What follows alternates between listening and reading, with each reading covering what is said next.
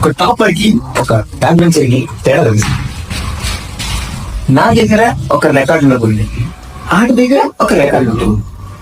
కానీ దీంట్లో ఒక తేడా ఉంది. ఏంటో తెలుసా?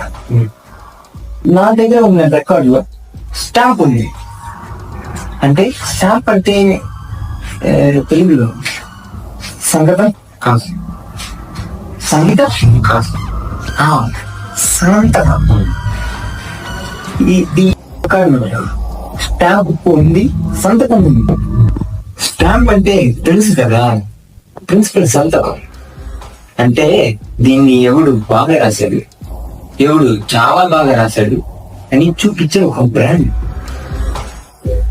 దీనికి ఒక బ్రాండ్ ఉంది, అందుకే వాల్యూ ఉంది.